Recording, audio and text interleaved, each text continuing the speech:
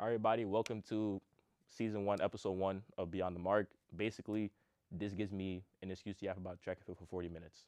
Um, basically, over the course of the 2025 season, there have been a lot of upsets. There have been a lot of things to look forward to for next season. And like I said, this basically gives me an excuse to talk about track for 40 minutes. So, on that note, let's go Beyond the Mark.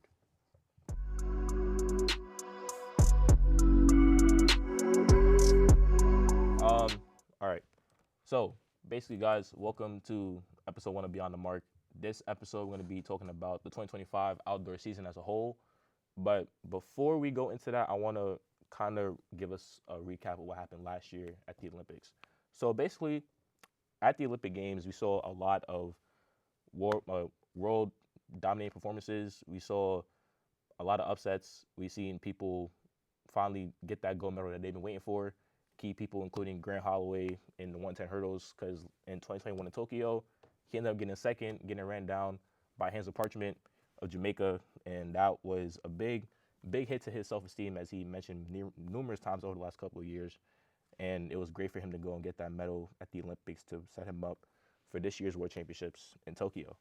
Another person who, like I said, just mentioned, Ryan Benjamin, who runs the 400-meter hurdles for the United States. In Tokyo, he got second place to the current world record holder in the event, Carson Wohlholm, who ran 45.94 in Tokyo 3 years ago to get the win and the Olympic gold. Rye, running a new American record in 46.14, was arguably very emotional and very upset. I didn't expect him to run that fast, but I also didn't expect Wohlholm to break 46, if I'm being honest with you. But over the last 3 years, we've seen a lot of things. We had 2 World Championships and an Olympic Games. But in 2025, the track world watched even closer than usual. No Olympics. There were no Olympics this year because we had them last year. So the year after the Olympics, I kind of view it as a redemption arc for many people. A lot of people really don't. Well, let me backtrack and say this. The Olympics is the highest pinnacle of athletic competition. A lot of people don't get the chance to even attend. Some people don't even get the chance to qualify for their nation. And it takes a lot of hard work, a lot of dedication in order to reach that point. And kudos to the athletes who make the Olympics, because even though I'm a member of Plattsburgh State Track and Field, I'm telling you right now, it's not easy at all. Like, people think D3 is soft. D3 is not soft whatsoever. Okay. And if you think D3 is soft, I have something to show you. Hey, y'all, come look at this. Don't play with me at all. Is there something funny? So turn the camera.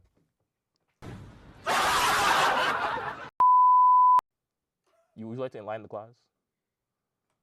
No? No?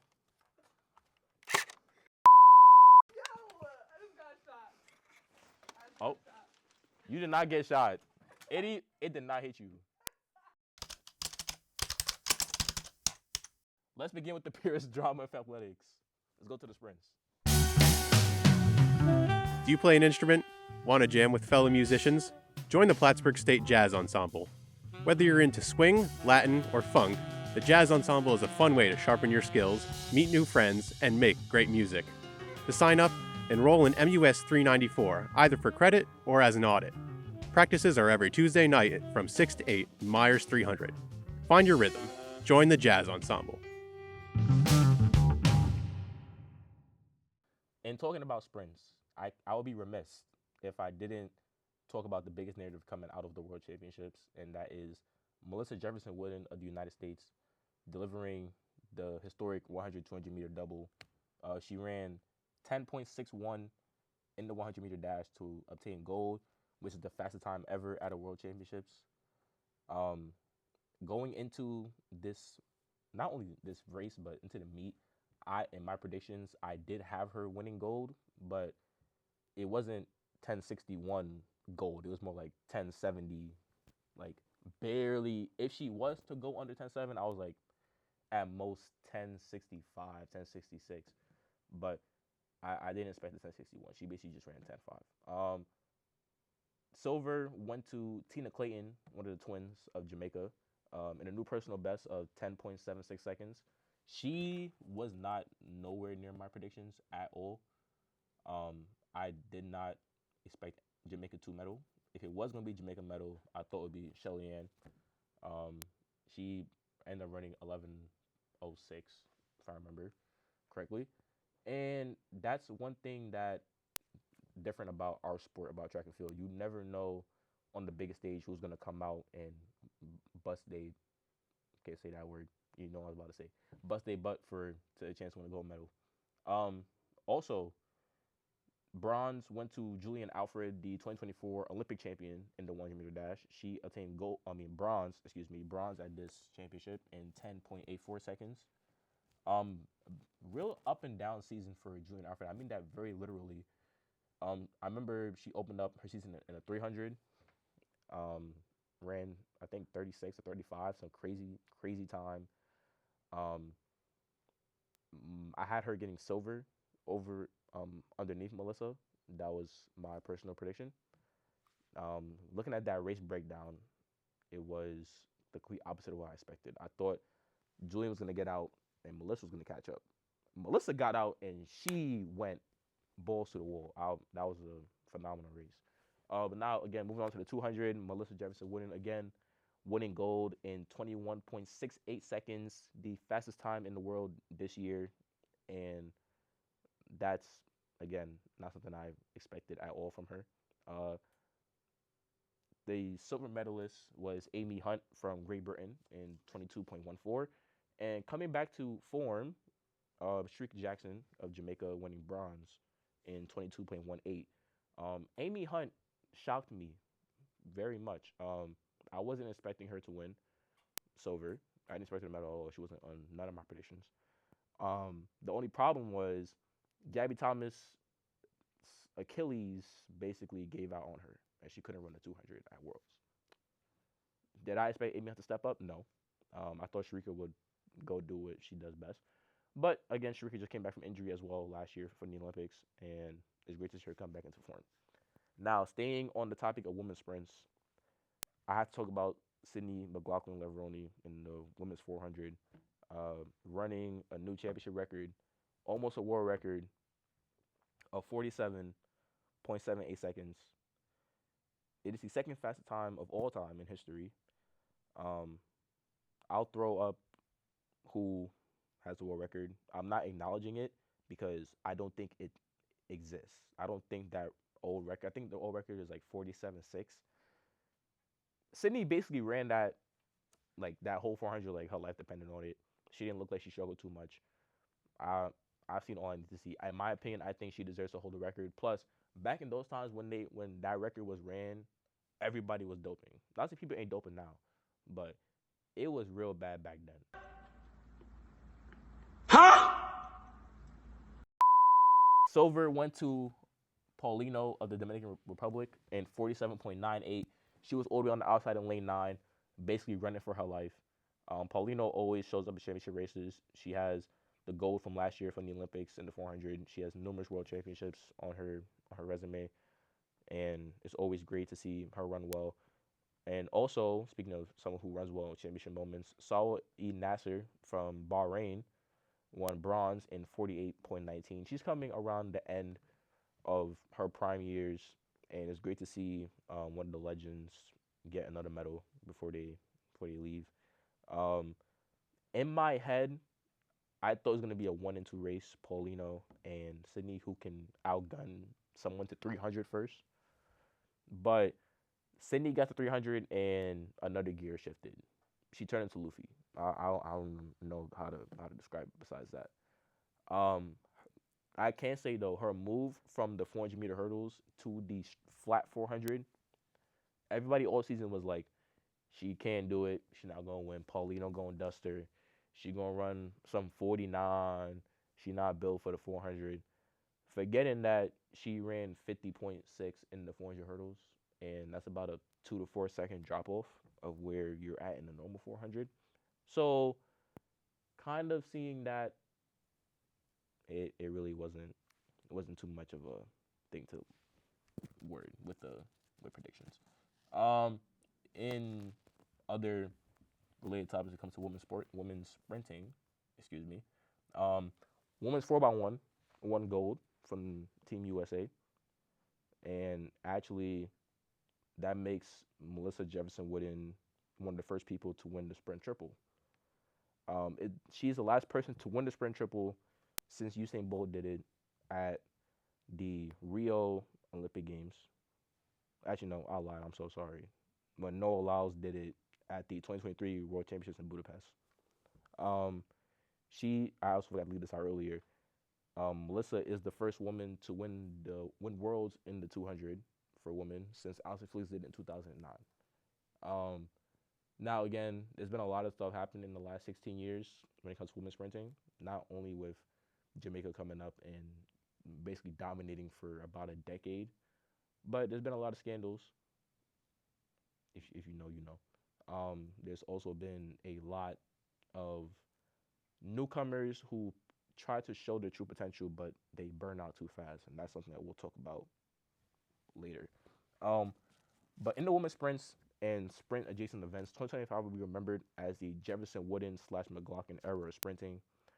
But the men didn't really slouch either. So let's turn to their speed stories. The men's 100-meter dash was a movie. That's the best way I can describe it. Oblique Seville captured gold in 9.76 seconds. Fastest time in the world this year, by far. And actually, it's kind of ironic how if you watch that interview after the heats where Noah Lyles,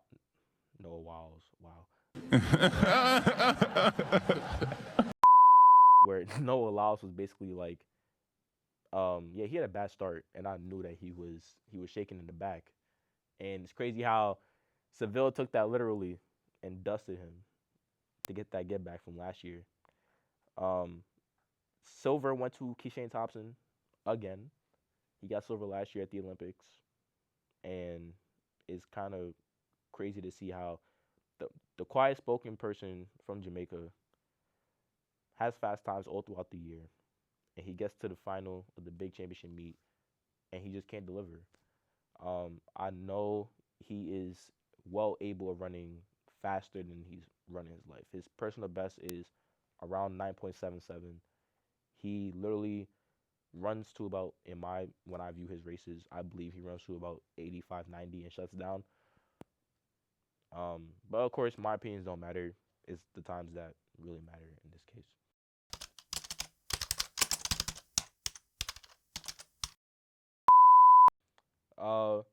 In the men's 200 meters, Noah Lyles, well, speaking of Noah Lyles, he got bronze in the 100 in a time of 9.89.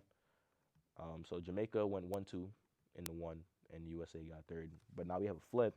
In the men's 200, Noah Lyles captures gold in 19.52, earning his 4th consecutive 200-meter world title, matching Usain Bolt's tally in that event. That's something that, honestly, I didn't think he was going to win this year. I had my money on Tobago. And we'll get to Tobago in a little bit because we won't finish this. Silver, Kenny Bernard from the U.S., running 19:58, season's best time. Kenny and Noah. Their rivalry was taken to a new level this season. I don't know if you guys saw that clip that's went around the internet of USA trials. Noah just won the 100, and Kenny basically had enough. After that 200-meter final where Noah basically ran Kenny down, and Kenny didn't like that, Noah gave him a little stare. Kenny shoved him real far. Like, I think Noah got pushed about 10 meters up the track around the curve. The two had words for each other afterwards, and NBC's Lewis Johnson basically got a moment to catch up with them. Here's them. That was impressive. And the little look over and the little discussion after is to make sure that he asserts his dominance. Oh, boy.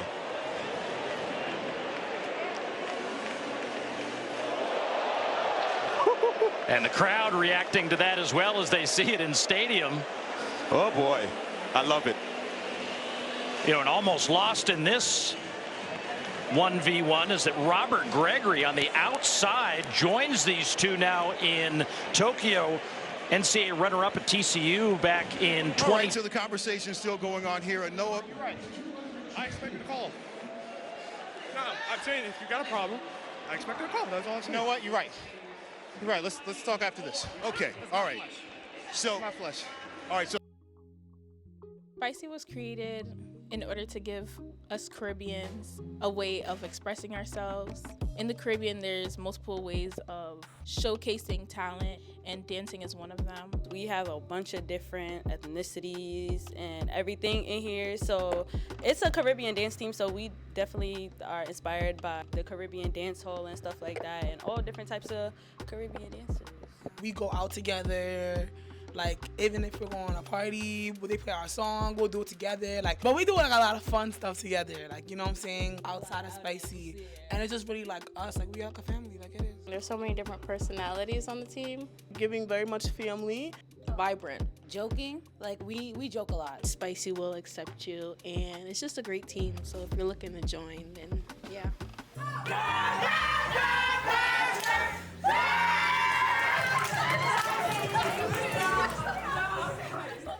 So yeah, basically the two had, that was the big thing going into World Championships. Who would come out on top in both disciplines?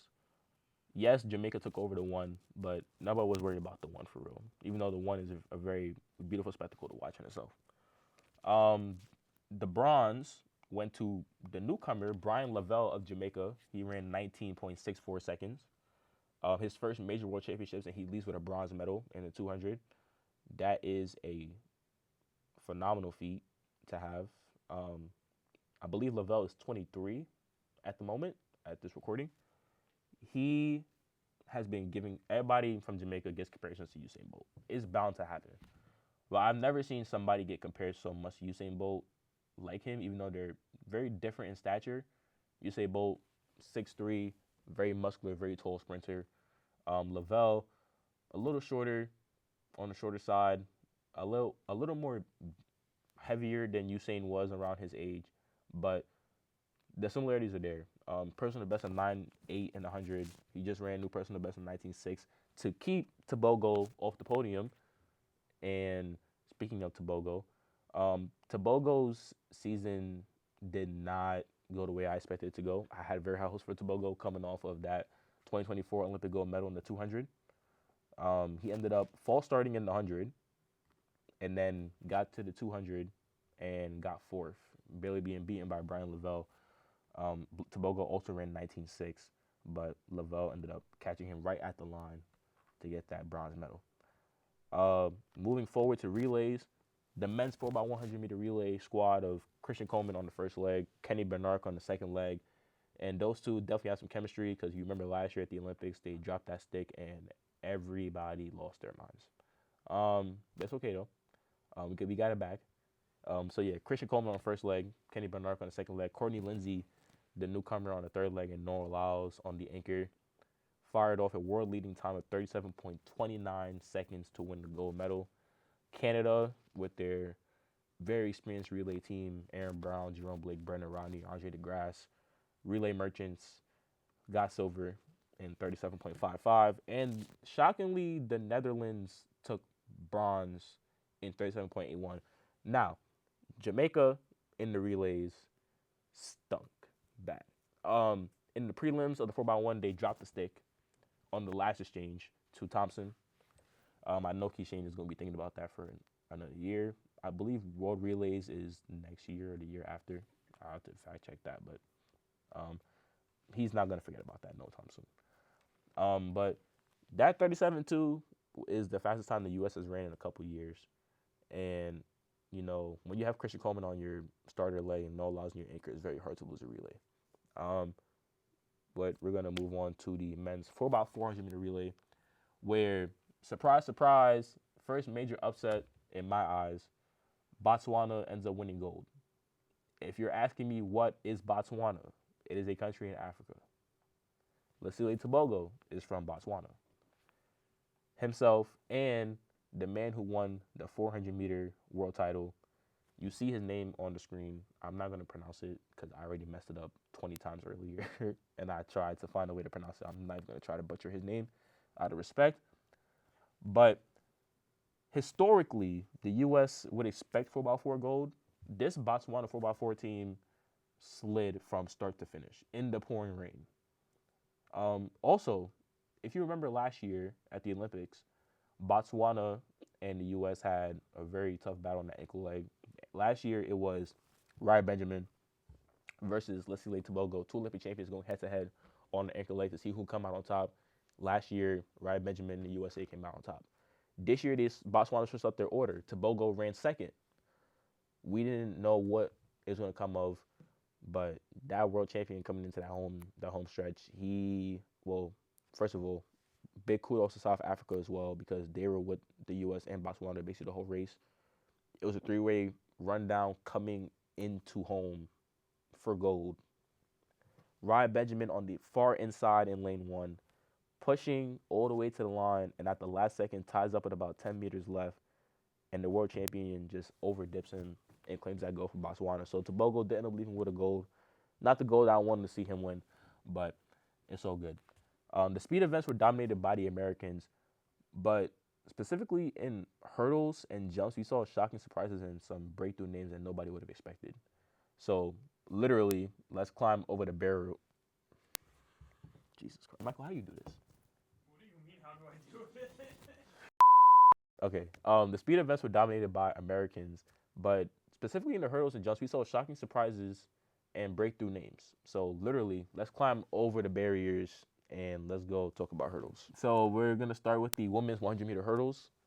In my opinion, this was the biggest upset of the meet, in my personal opinion.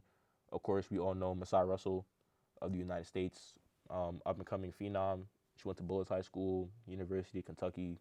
Crazy good track athlete. She won the Olympic championship last year in Paris, running 12.2. She basically was on a tear all season long. Going back to the regular season, she ended up running 12.2 in the regular season. There were talks about her potentially breaking the world record set by Toby Amusan. There was also talks of her also running the 100-meter at the World Championships as well. Obviously, the real track fans knew that wasn't going to happen because she's a hurdler. Hurdlers don't typically run sprints unless they have to. Example, Grant Holloway in college, but it's different story for a different day. The women's 100-meter hurdle title went to the Taji Kambuji, a Switzerland, in 12.24 seconds, setting a national record and delivering one of the biggest surprises of the meet. In my list, I had Masai Russell of the USA getting gold. I had Grace Stark of the USA getting silver, and I had Amusan getting bronze. That was the way I saw it in my eyes, based on everything that happened this year. Masai hit a hurdle real bad. She didn't crash, but she hit that hurdle real bad and threw off all her momentum. Kambuji came in like a thief in the night and just swooped in and took that medal. So big congratulations to her. I know Switzerland's having a great party right now, but Masai will be back in a couple months actually, but we'll get to that later. Again, the world record holder, Toby Amusan, won silver in 12.29 seconds, and Grace Stark of the USA won bronze in 12.34. Kambuji's rise basically flips the narrative. She's been knocking on the door for a while. The only problem is she would always either not make a major final, or if she did make a major final, she wouldn't medal. In Tokyo, she pushed past the 2 pre-meet favorites, being the world record holder Amusan and the Olympic champion Russell. The only thing that I was skeptical about was, I didn't know if it was legit, because she took a big dip. I think her PR is about 12.4 or 12.5, and she dipped down to 12.2. Not saying it's not a crazy jump. Well, it is, but it's not really that much of a crazy jump. So that's why it really had me up in arms about the whole race as a whole. But one thing that this race kind of reminded me about, and not just in the short hurdles, but the long hurdles, as we're about to get to in a second, split-second reaction time, race rhythm, and composure are literally your biggest enemies. You need a great reaction time to make sure you get to hurdle one for everybody else. You need a great race rhythm so you don't mess yourself up. Trust me, I know a lot about race rhythm when it comes to hurdles. Yeah, Ryan! Let's go, Ryan! Come on, Ryan! Control your arms, follow your legs! I'm telling you, under, y'all. Uh-oh. Ah! Not good at all. And composure under pressure. You have 10 barriers in front of you, and you have to make it to the finish line. If you're not mentally sound enough to do that, I'm telling you right now, it's not going to be safe. Trust me, you're going to hurt yourself. Take it from me. You're going to hurt yourself. You're not going to be, all your teammates are going to clown you. You don't want that, okay? I'm telling you, under, y'all. Uh-oh. Ah! So just make sure when you practice the hurdles, all my track runners out there, when you practice hurdles, race rhythm, composure under pressure, and split-second reaction time. That's going to get you the victory, just like it did for Cambodia. But we're going to move on to the 400-meter hurdles on the women's side, where Femke Bol captures gold finally. Now, there's a lot of track fans out here who believe that Sydney, if Sydney ran both events, that she would have got gold in this event as well. I don't think that's possible because the 4 and the 400-meter hurdles kind of coincide with each other. But Femke Bol finally gets her gold medal. She didn't beat Sydney to do it, but she still got her stuff. So congratulations to her. She won in 51:54, which is a world leading time for the year. Femke Bol is what I like to call an indoor merchant. You don't know she has the indoor 400-meter world record at sub 50. But it's great to see her finally get that 400-meter gold, 400-meter hurdle gold, excuse me. But silver, Jasmine Jones of the USA. Big upset in my eyes because I had Anna Cockrell of the U.S. winning silver. But Jasmine Jones won in a personal best time of 52.08. And Emma Zaplatova from Slovakia won bronze in 53 seconds flat. What's up? You good? All right, bet. What? Bro, what are you talking about, man? Bol had been dominant all season, but in Tokyo, she delivered when it mattered, controlling the line and executing with precision. We already talked about the men's 400-meter hurdles, but go back again. Ryan Benjamin added a world title to his name off his 2024 Olympic championship in 2024 in 46.52 seconds. But it didn't come out as a controversy. If you saw the race, he was basically in front for the majority. Carson was on his inside trying to catch him the whole time. When they got to the home stretch, hurdle 8 flawless, hurdle 9 flawless. Gets to hurdle 10, kicks it straight down. He wins the race, of course. He wins the gold. Before we get to that, Alison Dos Santos won silver from Brazil. He won silver in 46.84. And Samba from Qatar won bronze in 47.06. Now, back to the controversy. Rai was celebrating and whatnot, and the official came up to him. He was like, "Oh, you're being disqualified." He's like, "For what?" Apparently, the officials believed when he went over hurdle 10 and he kicked it straight down, they don't think he made a clear attempt over it, and they say he impeded lanes because the hurdle went into the other lane. They ran it back. It's normal fatigue. 400-meter hurdles is the most grueling event behind the 800, in my personal opinion.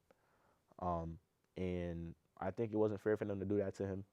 But he ended up getting his gold anyway, and all is good. But I will say, Dos Santos pushed him hard all the way to the line. The margin was very small, but it opened up around hurdle 9.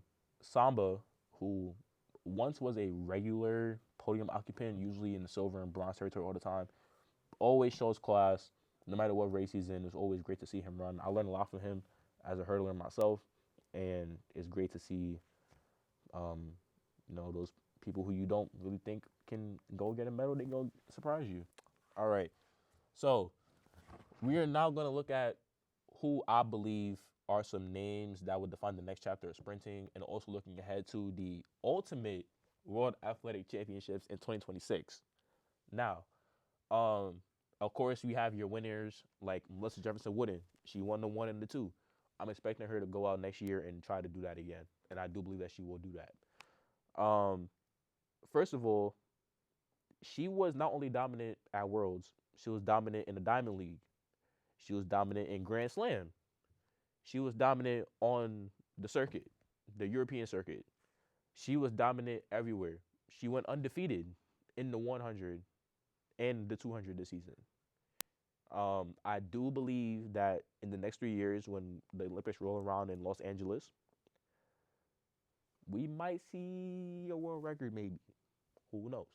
But that's 3 years from now. We'll worry about that then. Next on my list is Sydney McLaughlin-Levrone. As I mentioned, her transition to the 400 meters was spectacular. But my question is, will she push closer to the all-time mark, which is really not that far off, but a tenth of a second is a big difference when you think about one person being in front of another person. It's about that big of a gap, but at the same time, it's like that big of a gap is the difference between gold and silver. Same way between a world record and you just running a regular normal time nobody else has ever run before. Now, Kambuji, as the reigning world champion now in the 100-meter hurdles, she has a big target on her back.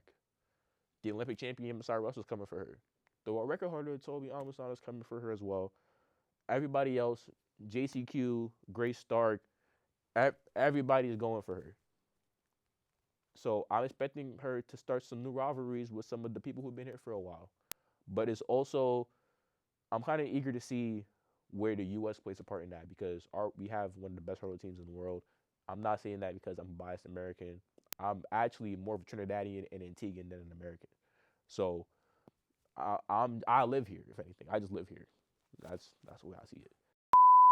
But I do believe that the U.S. hurdles are looking phenomenal right now. I do want to see where it goes in the next couple of years, but I believe Kambuji will be one of the spearheaders for this next generation of hurdlers. My next person to look at will be Ryan Benjamin. Now, he's already a great in his own world. Multiple championship medals, Olympic champion, now world champion, multiple world championships in relays. He will be hunted. Same way with Kambuji, same way with Jefferson, same way with Levrone, same way with everybody else on my list. But him specifically because he's entering that prime part of his life. I believe he's 26, 27 now, entering into that unprecedented territory of 28 to 30 where your body in track and field should be at an all-time high and you're not regressing yet. Now, he did say that he was going to be tackling the 200 and the 400 flat this year as well, not just looking at hurdles. I'm eager to see how that is because I know Rise is sub-20 runner in the 200. He can run 43 in the 400. He's a medal threat in both events, mainly in the 400, not really the 200, but we'll see where that goes. But he's shown that he's staying in a great spot when it comes to power output, and he's also showing that he is a flexible sprinter. I believe there's only 4 people in history who have run sub-10, sub-20, and sub-44, and that list includes Fred Curley of the United States, the 400-meter record holder, Wade Van Niekerk of South Africa, Michael Norman of the United States. I don't know why I had a brain fart right there. And I believe the 4th person is... Who is that 4th person? I'll throw that in post. But there's 4 people who have broken that standpoint. I believe Rye can be the next person. The only problem is I don't see Rye running 100 no time soon. But that's in my fantasy world. I believe Rye Benjamin can win 100. But next up, we have Faith Kipyegon, women's middle distance. She still looks unbeatable in the 1500. And the challengers from the younger Kenyan and Ethiopians, when they all come up, and I know they're coming, and I know they're emerging, I believe that we're going to have a race for the ages. You could see another world record go down to 1500. And however much time she has left, let's see how many goals she can win. I believe she can win at least 3 to 4 more, but let's see where that goes. Sticking with the women's middle distance, Lillian Ordira in the women's 800. She is a stunning newcomer. If she can back it up, she can become the face of the event. And I'm not saying that strictly because she won, but I'm saying that because her race plan was setting her up for success. She didn't back off at all coming on around that last 200 meters. She stood her ground. She fought off runners trying to curl off from inside and outside, which is very hard to do when you need to focus on what's in front of you, which is practically just track. And it's kind of showing that these newcomers they ain't nothing to play with, man. We had a real changing of the guard moment right now, and I'm really, really excited for that. And my last real individual person, or persons per se, Oblique Seville and Kashane Thompson of Jamaica in the men's 100-meter dash. Um, Last year at the Olympic Games, Oblique Seville placed dead last, 8th, and he ran 9.92 seconds. I can't imagine to you how I would feel if I ran an Olympic final and I ran sub 10 to get last. That has never happened in the history of the world until last year. And I felt for him really bad. I know how good he is. He's coached by Usain Bolt's old coach, Glenn Mills, with MVP track and field. It is MVP. And, you know, seeing that race unfolding and seeing his whole world championships, I know he's a gamer. I know that he's going to do what he has to do to get on that podium and do his best. But seeing the fact he went 4th in 2022, he got 4th again in 2023 when Laos won gold in Budapest. Then he got dead last year. Now to see him go from dead last to now the top of the pack is phenomenal. Keith Shane, on the other hand, I want to see him get that gold next year at the Ultimate World Championships. Even though, I don't know, like, the sprints, the last couple years been looking really, really great. I really enjoy the fact that you don't know who's going to win. And that's where I'm going to get to now. The Botswana 4x4 relay team is my last addition for dark horses and how people look forward to for next year. Because they just knocked off the United States 4x4 relay team on a global stage with some of the best runners in the world. And they're now just breaking out, not only into the relay picture, but into the individual picture. They have the reigning world champion on that team. They have the reigning Olympic 200-meter champion, Lucia Tobogo, on that team. And he's shown us last year and this year that he's capable of running 43 whenever he needs to for a relay leg. And that's really important because it's those little nanoseconds that separate medals. And I keep addressing that to make sure that we all know it's not just you gotta have a good start and you gonna win. No, because we clearly see anything can happen between 20 and 100 meters. We see anything can happen between 390 and 400 meters. Though the state of track and field is very wide open right now when it comes to who can win next year. But when it comes to that, I personally have Melissa Jefferson winning, Sydney McLaughlin-Levroni, Kimbuji of Switzerland in the 100-meter hurdles, Ryan Benjamin in the 400-meter hurdles, and possibly the open 400. We have Faith Kipyegon in the 1500, Lillian Odira in the 800. I'm so sorry. Jimmy Gressier in the men's 10,000 meters. I didn't watch the race, but I saw the time. Very, very good. Very good for him. He showed tactical muscle. Very weird terminology. But basically what that's showing, his latter stages of his race, because, well, let me do the math for y'all. A standard track for track and field is 400 meters, a.k.a. the one-lap race is 400 meters. He won gold in the 10,000 meters.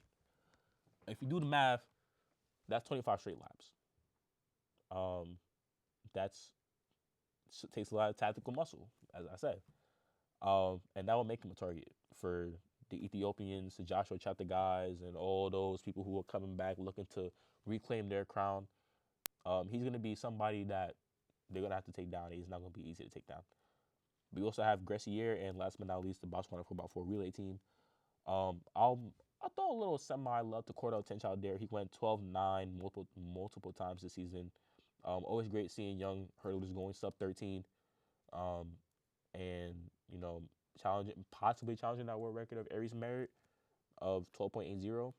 But we'll see. But not only in jumps and throws do I believe this is possible, but in every discipline of the sport, always watch the next generation, especially those athletes who had strong seasons but missed podiums due to experience or form. Like I said, we're seeing a big changing of the guard here, and I really do think that not really next year, because next year is kind of the pinnacle of the sport when it comes to outdoor championships. But I'll cover that in another later time. All right, guys. So that's gonna do it for the pilot episode of Beyond the Mark. I'm really excited to see where the show's gonna go in the future. We're gonna have a lot of fun talking about not only track and field, but we're also gonna talk about other things that I want to go beyond the mark about. Speaking of things I want to go beyond the mark about, give me a second. Y'all can keep rolling. Just give me a second. For those of you who are wondering why, okay, the zipper is broken. I tried to fix it this morning and it didn't fix. Okay. I'm a New York Jets fan. My floor manager says that's disgusting. I don't believe so. I think that if you're a Bills fan, that you need clinical help. I think if you're a Ravens fan, that you're just a Lamar Jackson bandwagon. If you're an Eagles fan, you're a Jalen Hurts meat muncher. And if you're a Giants fan, you need to come to the light. The Jets are just better overall.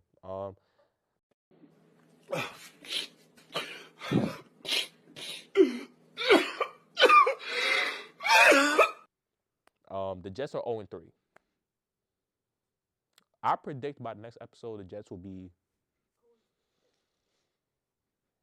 2-5. No, at least get a win under our belt. Be good. I am having a very bad day. I am in no mood. This, today, is one of the worst days that I've had in a long time.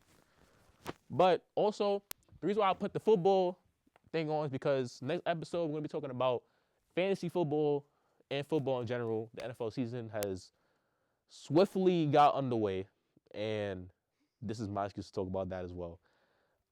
But in closing, I want to say 2025 taught us again that track and field is not predictable. The favorites often win, but the surprises, the broken records, the breakthrough names, the upset finishes, these are what etches the sport's memory and for the future of people who watch to come. As we close this chapter of the 2025 outdoor season, we await 2026 where new challenges, new stadiums, and new legends will rise. But until then, keep watching. Not only my show, but the other two shows. The specialist is actually in the room with me. I don't know why he's here. He's not even supposed to be here. Get him. Yeah, leave. Word. My cameraman almost bust his ass. But yeah, until then, guys, keep watching, keep wondering, and keep faith in the next moment as we go beyond the mark. And on that note,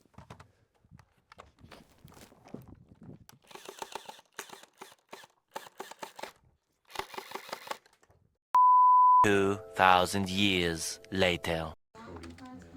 Yo, Cody, chill, bro. No.